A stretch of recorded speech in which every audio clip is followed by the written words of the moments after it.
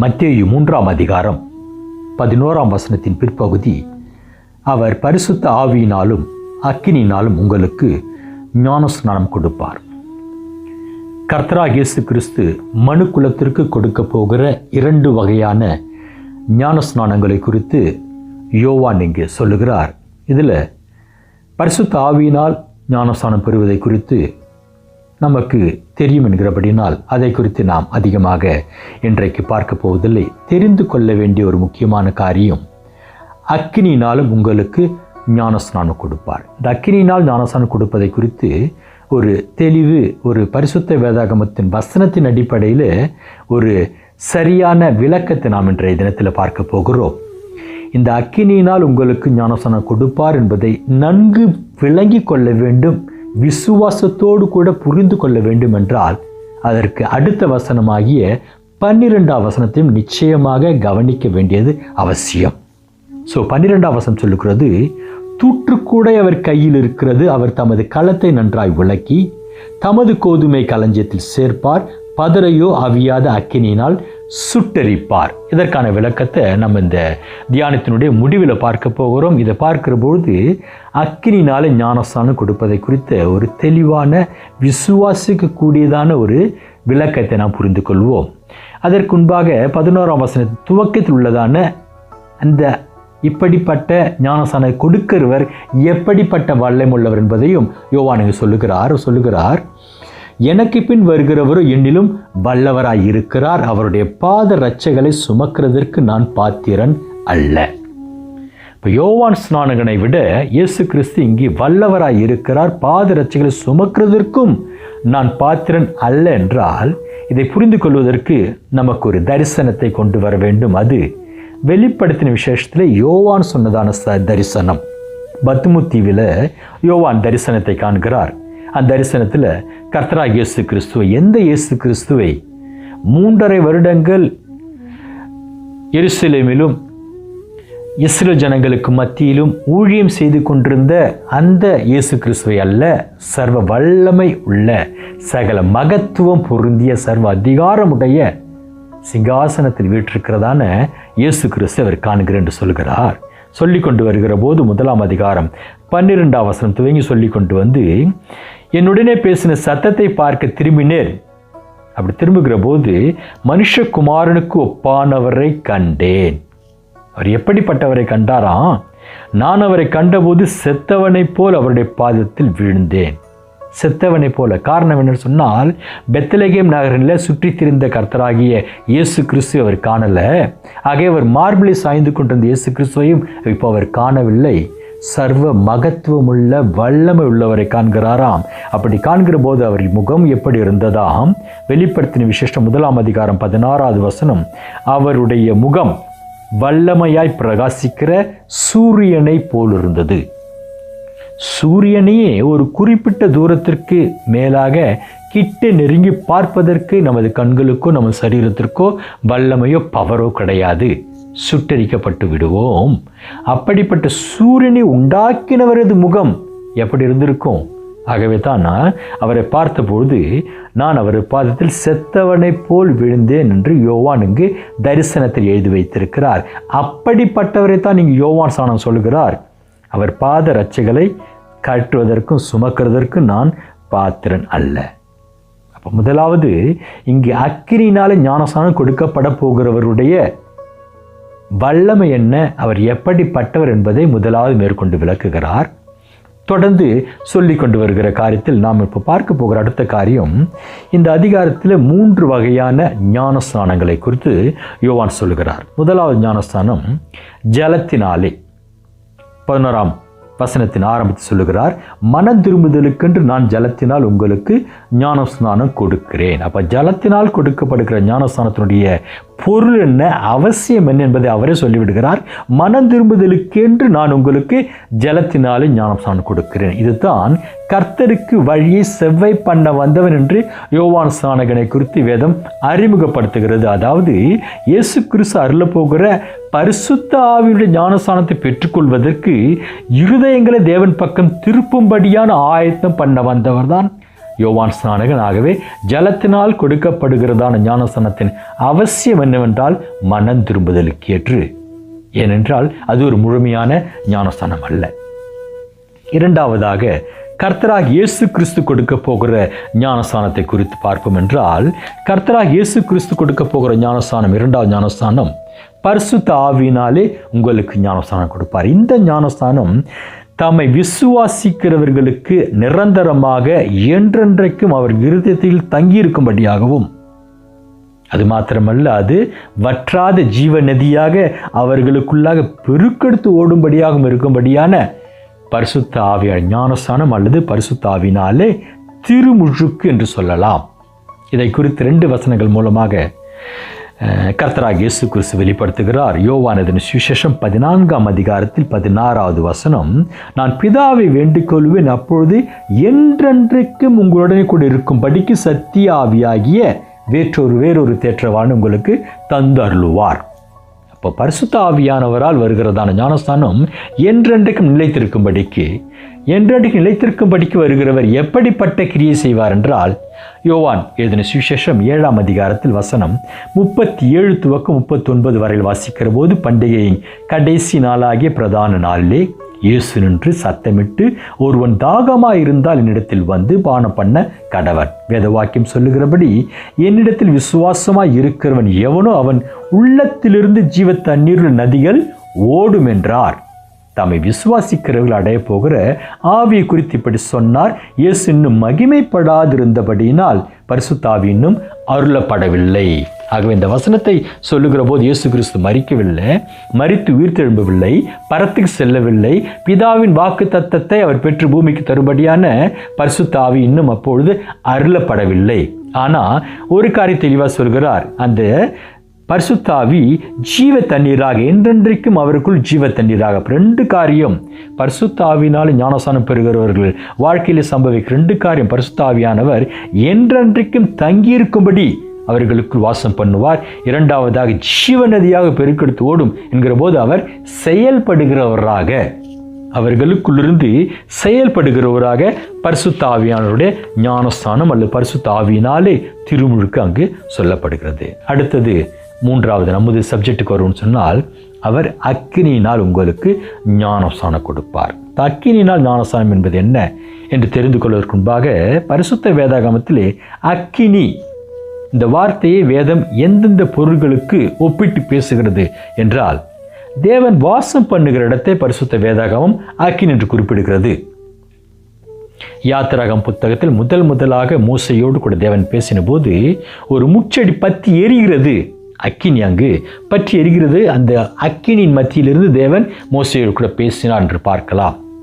அதே மாதிரி சீனாய் மலையில் அக்கினி இறங்கினது, அந்த அக்கினி இறங்கின இடத்திலிருந்து தேவன் மோசையோடு கூட பேசினார் என்று சொல்லி பார்க்கலாம். அப்போ கர்த்தருடைய மகிமை வெளிப்படுகிற இடம் அக்கினியினால் சொல்லப்படுகிறது முதலாவதாக. இரண்டாவது, தேவனுடைய கோபாக்கினை, தேவன் எங்கெல்லாம் கோபத்துக்கு ஆளாகிறாரோ, கோபப்படுத்தப்படுகிறாரோ அங்கெல்லாம் ஒரு அழிவுக்கேத்தனமாக அங்கு அக்கினி பயன்படுத்தப்படுகிறது. உதாரணத்திற்கு சோதோம் கொமாரா பட்டணம் தேவனுடைய கோபாக்கினைக்குள்பட்ட ஒரு பட்டணம். அந்த பட்டணம் அக்கினினாலே சுட்டரிக்கப்பட்டது. எரிகோ என்கிறதான சாபத்தீடான பட்டணம் அக்கினினாலே சுட்டரிக்கப்பட வேண்டும் என்பது தேவனுடைய ஒரு திட்டமாக இருந்தது. யாத்திராகம் புஸ்தகத்தில் மோசே மலையிலிருந்து இறங்கி வருவதற்கு தாமதமாகிற போது கீழே இருக்கிறதான இஸ்ரவேல் ஜனங்கள் தங்களுக்கு முன் செல்லும்படியாக, தங்களை வழிநடத்தும்படியாக ஒரு கன்றுக்குட்டியை உருவாக்கி கொண்டு அதற்கு ஆராதனை செய்ய தொடங்கிறாங்க. தேவனுடைய கோபம் அங்கு பற்றி எறிகிறது.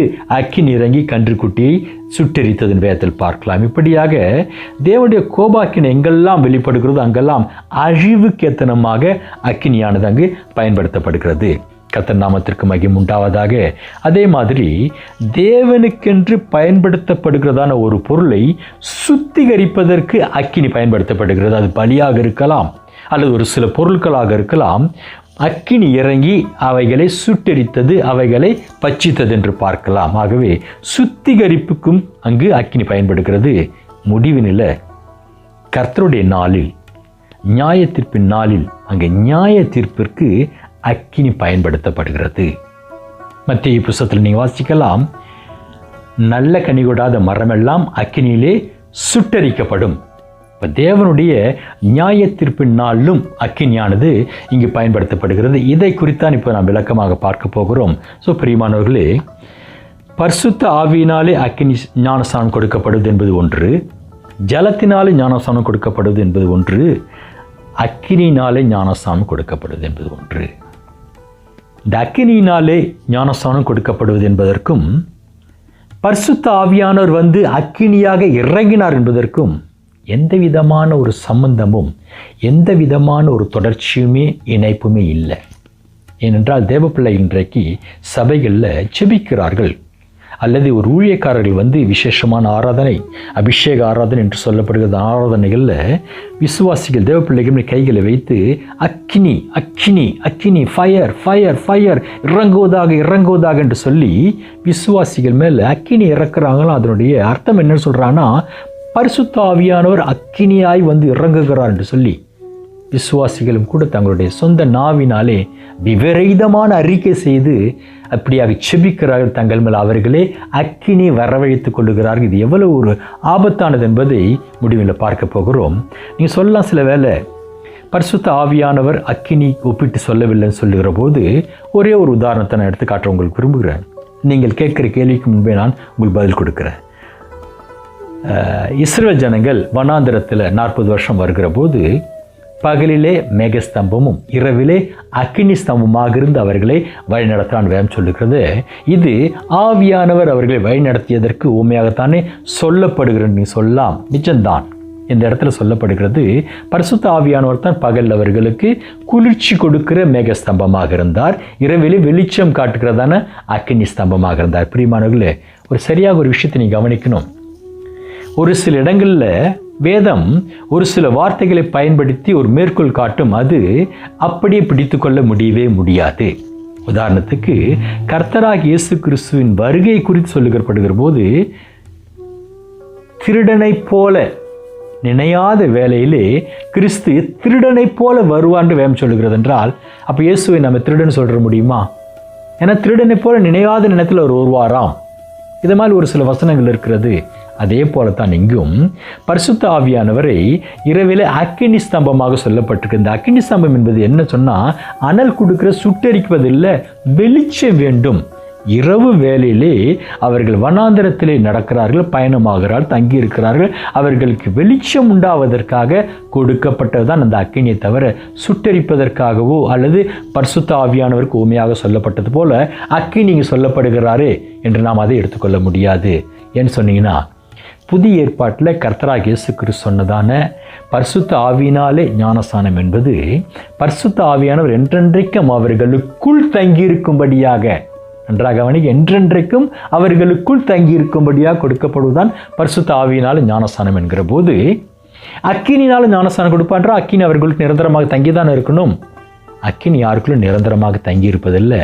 அதே மாதிரி இங்கே வனாந்திரத்தில் 40 வருடமாக பரிசுத்த ஆவியானவர் அவர்கள் மேலே தான் இருந்தார்.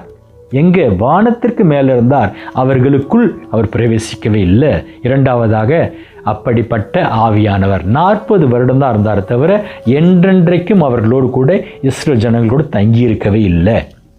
ஆகவே யாத்திராகமம் என்னாகமம் புஸ்தகம் சொல்லப்படுகிறதான 40 வருடங்களாக வனாந்திரத்தில் அவர் இருந்தாரே, அக்கினியாக இருந்தாரே, பரிசுத்த ஆவியானவருக்கு அக்கினி ஓமையாக சொல்லப்பட்டிருக்கிறது என்று சொல்வது ஒரு சரியான ஒரு விளக்கமாக இருக்காது. என்றால் அந்த பரிசுத்த ஆவியானவர் நிரந்தரமாக அவர்களோடு தங்கியிருக்கவில்லை, அடுத்தது அவர்களுக்குள்ளாகவும் தங்கியிருக்கவில்லை. ஆகவே இந்த இடத்துல அக்கினி சொல்வது ஒரு வெளிச்சத்திற்காக அவர் கொடுக்கப்பட்டதான பொருள். அது கர்த்தர் நாமத்திற்கு மகிமை உண்டாவதாக. இப்போ நாம் அக்கினினாலே ஞானஸ்தானம் கொடுப்பதை குறித்து பார்க்க போகிறோம்.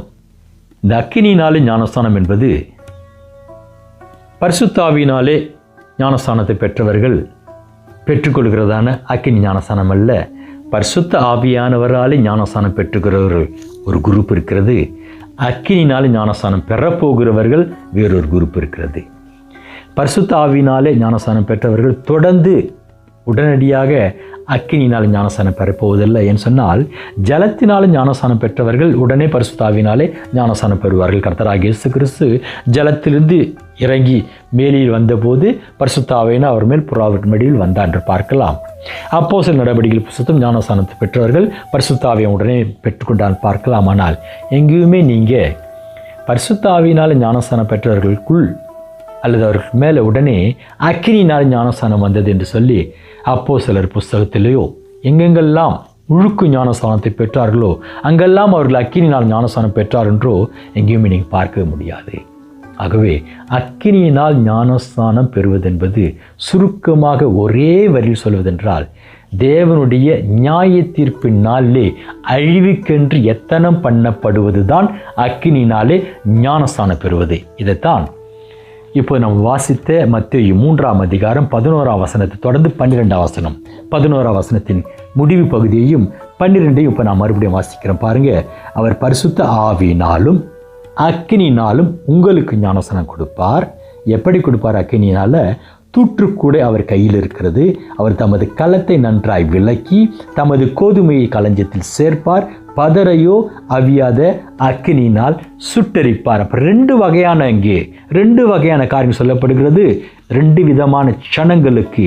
ஒரு விதமான ஜனம் கோதுமை என்று சொல்லப்படுகிறார்கள், இன்னொரு வகையான ஜனம் பதர் என்று சொல்லப்படுகிறார்கள். இப்போ கோதுமையெல்லாம் போய் சேர்கிற இடம் ஒன்று உண்டு, அவியாத அக்கினியில் போய் சேர்கிற இடம் தான் பதர் என்று சொல்லப்படுகிறதான இடம்.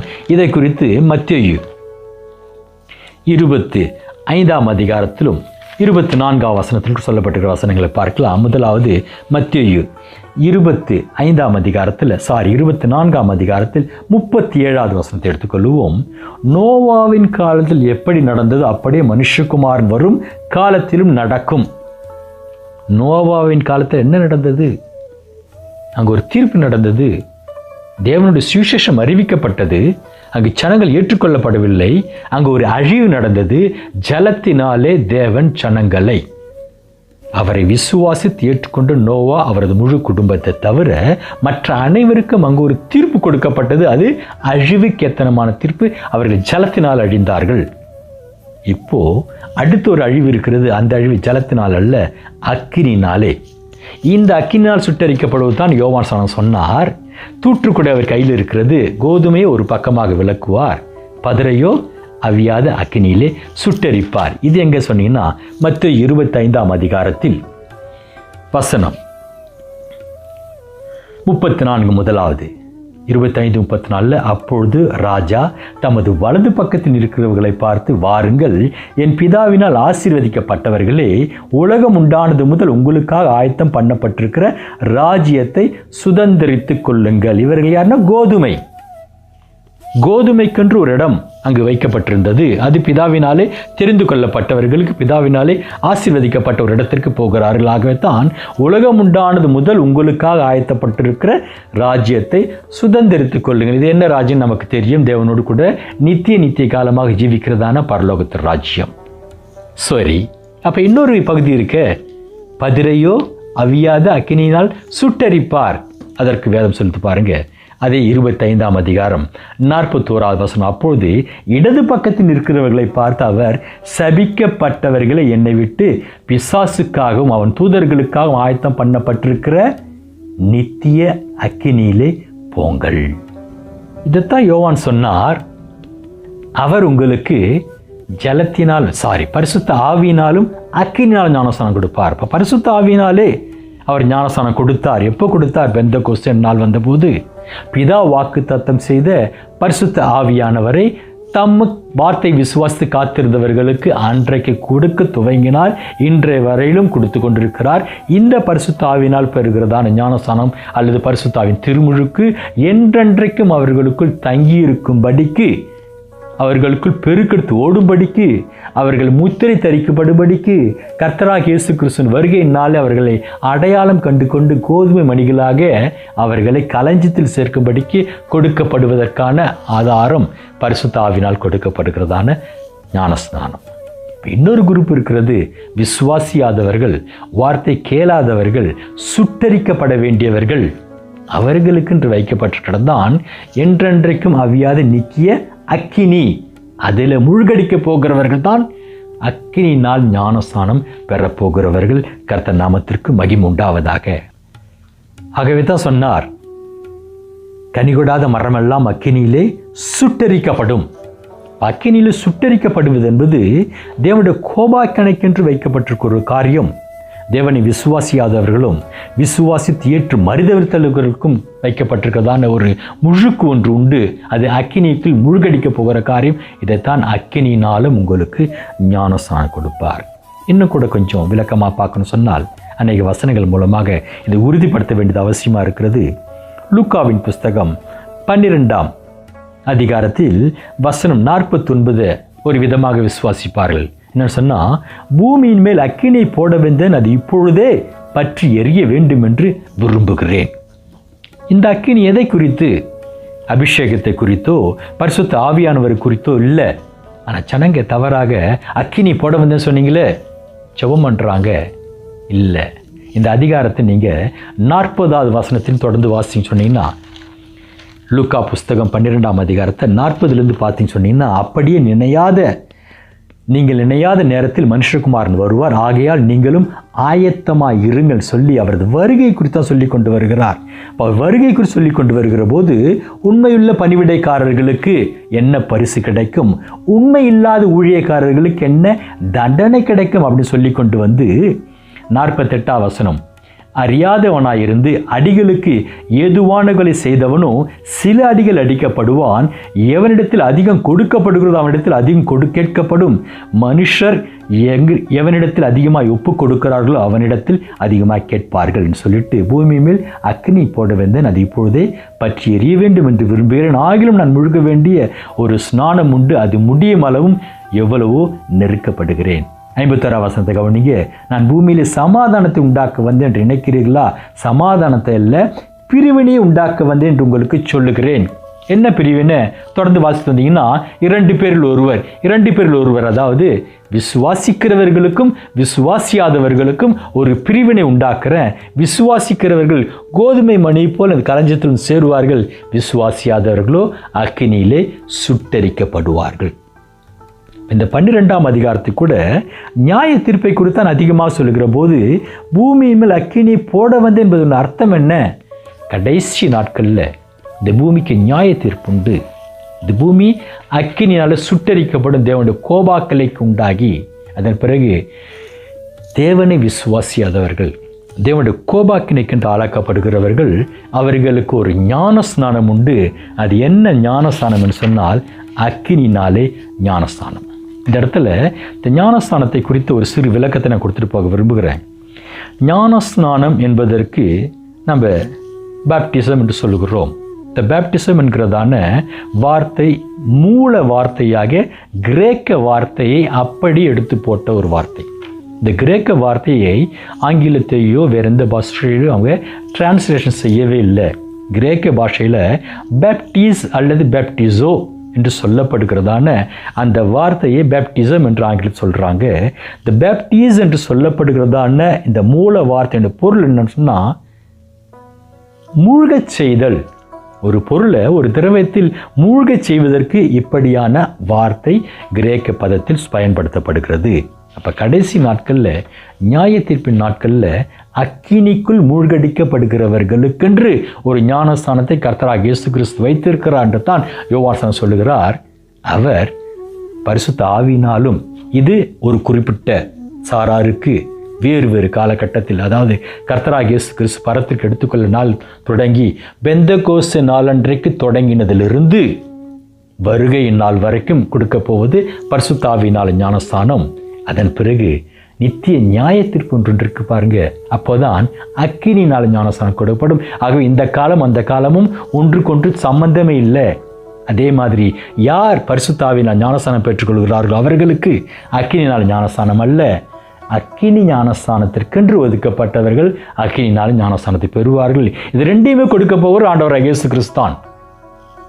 பிதா நியாய தீர்ப்பை குமாரன் ஒப்பு கொடுத்துட்டாராம். குமாரன் தான் நியாய தீர்ப்பை வழங்குவார். அதுதான் யோவான் சொன்னார், அவர் உங்களுக்கு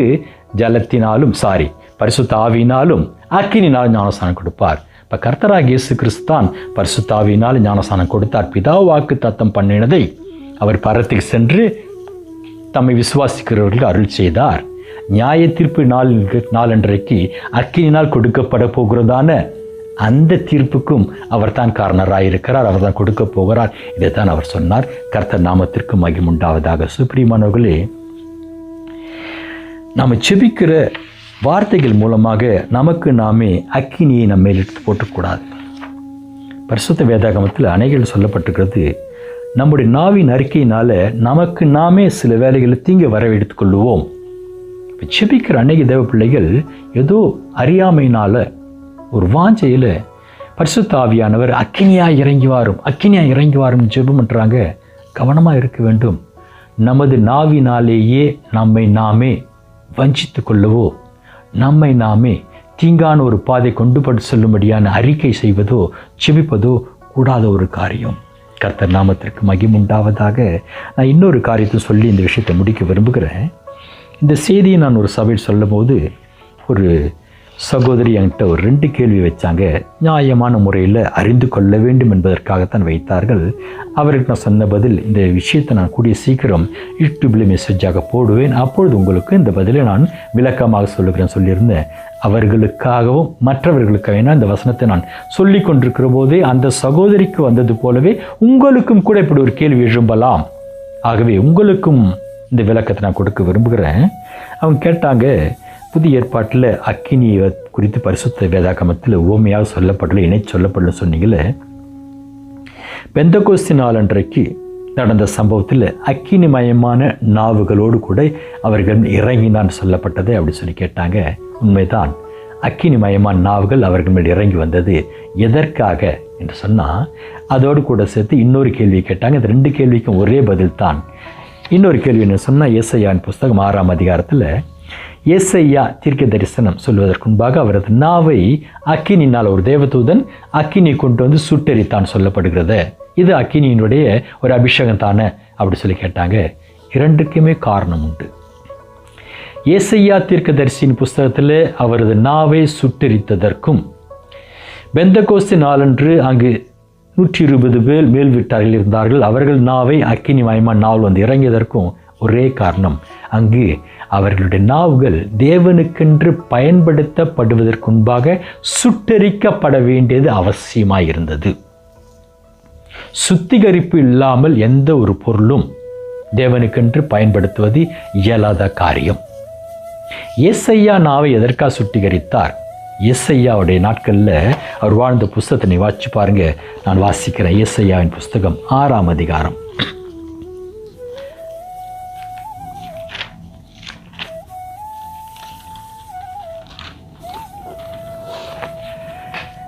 ஏசையா 6ஆம் அதிகாரத்தில் வசனம் 6, 7 வாசிக்கிறேன் பாருங்க. 5ஆம் வசனம். அப்பொழுது நான், ஐயோ அதமானே, நான் அசுத்த உதடுள்ள மனுஷன், அசுத்த உதடுகளுள்ள ஜனங்களின் நடுவில் வாசமாய் இருக்கிறவன், சேனைகளின் கர்த்தராகிய ராஜாவை என் கண்கள் கண்டதே. இப்போ ஏசையா என்கிறதான அந்த மனிதன் தேவனுடைய தீர்க்கதரிசி என்கிற நாமத்தினால் அழைக்கப்படுவதற்கு முன்பாக எப்படிப்பட்டவனாக இருந்தான்? அசுத்த உதடுகள் உள்ள ஒரு மனுஷன், அசுத்த உதடுகள் உள்ள ஜனங்கள் நடுவிலே வாசம் பண்ணபடினாலே அவன் வாயிலிருந்து தூஷணமான வார்த்தைகள் சாதாரணமாக வந்திருக்கக்கூடும். இது பரிசுத்த வேதாகம் சொல்லப்படல. பரிசுத்த வேதாகமத்தின் வல்லுநர்கள் சொல்லுகிறாங்க, ஏசையா வாழ்ந்த பகுதியில் தூஷணமான வார்த்தைகள் பேசுவது சர்வ சாதாரணமான ஒரு பழக்கமாக இருந்திருக்கிறது. அவர்களுக்கு மத்தியில் தான் ஏசையா வாழ்ந்திருக்கிறார். ஆகவே அவரும் தனது நாவினாலே தூஷணமான வார்த்தைகளை பயன்படுத்தி இருக்கிறார் என்கிறபடினால்தான் அந்த நாவை தேவன் தனக்கு பயன்படுத்தும்பாக அக்கினியினாலே சுட்டரித்தார் என்பது அதற்கு ஒரு அர்த்தம். அதே மாதிரி தான் பெந்தகோஸ்து நாளன்றைக்கு அங்கு குழிந்திருந்தவர்களும் இதற்கு முன்பாக அவர்கள் அவர்கள் பயன்படுத்தின வார்த்தைகள் நமக்கு நன்றாக தெரியும். ஒரு புறம் அவர்கள் மீன் பிடிக்கிறவர்களாக இருந்தார்கள், இன்னொரு புறம் ஆயக்காரன் இருந்தான் அவர்களுக்கு மத்தியில். இப்படியாக உலகத்தின் மத்தியிலே வாழ்ந்த ஜனங்கள் இப்பொழுது கர்த்தருடைய சுவிசேஷத்தை அறிவிக்கப் போகிறார்கள், கர்த்தருக்கென்று பயன்பட போகிறார்கள். அவர்கள் நாவு சுட்டரிக்கப்பட வேண்டியது அவசியமாக இருக்கிறதாகவே தான் அக்கினிமயமான நாவுகள் அவர்கள் மேல் வந்து இறங்கி நாவை சுத்திகரித்து ஒரு பரிசுத்தமுள்ள நாவை அவர்கள் அளித்தது. பேதுரு எழுந்து நின்று பிரசங்கித்தான். அன்றைய தினத்தில் 3000 5000 பேர்களாக ரட்சிக்கப்படுகிறார்கள். இதனுடைய விளக்கம் இதுதான். ஆகவே புதிய ஏற்பாட்டில் அக்கினிமயமான நாவுகள் வந்ததற்கோ அல்லது ஏசையாவின் மேல் அக்கினி வந்து இறங்கினதற்கோ அது பரிசுத்த ஆவி அல்ல, சுத்திகரிப்பிற்காக தேவன் பயன்படுத்தின அக்கினி. கர்த்தருடைய பரிசுத்த நாமத்திற்கு மகிமை உண்டாவதாக. பிரியமானவர்களே, நம்ம அறியாமை நாட்களில் அல்லது நமக்கு முன்பாக இதற்கு போதித்தவர்கள் போதித்த விதமாக நம்ம பரிசுத்த ஆவின்னு சொல்கிற போதும் அக்கினின்னு சொல்கிற போதும் ஏதோ அக்கினினால் ஒரு அபிஷேகம், அக்கினினால் நமக்கு ஒரு வல்லமை, அக்கினினால் நமக்கு ஒரு ஞானஸ்தானம் என்று சொல்கிற போது பரிசுத்த ஆவியானவர் தான் அக்கினியாக வந்து இறங்குகிறார் என்பதை போல ஒரு பிழையான கருத்து இல்லை. பரிசுத்த ஆவியினாலே ஞானஸ்தானம் கொடுக்கப்படுவது ஒரு காலகட்டத்தில், அது ஒரு குறிப்பிட்டாருக்காக. அக்கினினால ஞானஸ்தானம் கொடுக்கப்படுவது அது ஒரு காலகட்டத்தில், அது வேறொரு குரூப்புக்காக. இருவரும் ஒருவர் அல்ல. பரிசுத்த ஆவியினால் ஞானஸ்தானம் பெற்றவர்கள் பாதுகாக்கப்பட்டவர்கள், கர்த்தருடைய வருகைக்கென்று. அக்கினினால் ஞானஸ்தானம் கொடுக்கப்பட போகிறவர்கள் ஆக்கினைக்கென்று தீர்க்கப்பட்டவர்கள். ஆகவே இது முதல் நமது செபம் எப்படியாக இருக்க வேண்டும் என்றால், அர்த்தமில்லாதாக நாமே நமது வாயினாலே சாபத்தை வரவழைத்துக் கொள்ளாதபடிக்கும், தீங்கை வரவழைத்துக் கொள்ளாதபடிக்கும் அர்த்தமில்லாத வார்த்தைகளை, தேவனுடைய கோபாக்கினைக்கு சம்பந்தமான வார்த்தைகள் நாம் சொல்லி செவிப்பதை நிறுத்திவிட்டு கொஞ்சம் தெளிவாக உணர வேண்டும். நீங்கள் பரிசுத்த வேதாகமத்தில் அப்போஸ்தலர் நடபடி தொடங்கி எங்கெங்கெல்லாம் ஞானஸ்தானம் கொடுக்கப்பட்டதோ அங்கெல்லாம் எடுத்து பாருங்கள், எங்கேயுமே அக்கினி வந்து இறங்கி அவர்களுக்கு ஞானஸ்தானம் கொடுத்தது என்று சொல்லப்பட்டிருக்கவே மாட்டாது. இப்போ வேதத்தில் சொல்லப்படாத ஒரு காரியத்தை நாம் எப்படி பிடிக்க கொள்ள முடியும்? நாம் எப்படி விசுவாசிக்க முடியும்? அதை எப்படி நாம் பின்பற்ற முடியும்? பெந்தெகோஸ்து நாள் தொடங்கி அப்போஸ்தலர் நடபடிகள் புஸ்தகத்தில் ஒரு 6-7 இடங்களுக்கு மேலாக ஞானஸ்தானம் கொடுத்ததுக்கு சொல்லப்பட்டிருக்கும். அங்கே எங்கேயுமே அக்கினிமயமாக அல்லது அக்கினியாக பரிசுத்த ஆவியானவர் வந்து இறங்கினால் சொல்லப்பட்டிருக்காது. ஜலத்தினால் ஞானஸ்தானம் கொடுத்தாங்க, அல்லது யோவான் ஸ்நானங்களால் பெற்ற ஞானஸ்தானம் பெற்றவர்கள் இருந்தாங்க. அவர்கள் மனம் திரும்புதல் கேட்ட ஞானஸ்தானத்தை மாத்திரம்தான் பெற்றிருந்தாங்க. திரும்பமாக அவர்கள் ஞானஸ்தானம் கொடுத்தாங்க, அவர்கள் பரிசுத்த ஆவியின் ஞானஸ்தானத்தை பெற்றாங்க. அல்லது ஞானஸ்தானமே எடுக்காது தேவனுடைய வசனத்தை கேட்டுக்கொண்டிருந்த கொர்நேலியு வீட்டில் பரிசுத்த ஆவியானவர் வந்து இறங்கினார் பார்க்கலாம். ஆனால் எங்கேயுமே அக்கினியாக வந்து இறங்கினான்ற வசனம் உங்களுக்கு வேதத்தில் எங்கேயுமே இருக்காது. ஆக வேதத்தில் சொல்லப்படாத ஒரு காரியத்தை நாம் விசுவாசிப்பதும் அறியாமையே அதை நாம் பிடித்துக் கொள்வதும் பிழையான ஒரு காரியம். கர்த்தர் நாமத்திற்கு மகிமை உண்டாவதாக. இதுதான் அக்கினியினால் ஞானஸ்தானம் கொடுப்பதற்கான வேத வசனங்களுடைய ஆதாரத்தில் விளக்கம். கிருபை உங்களோடு இருப்பதாக. ஆமீன்.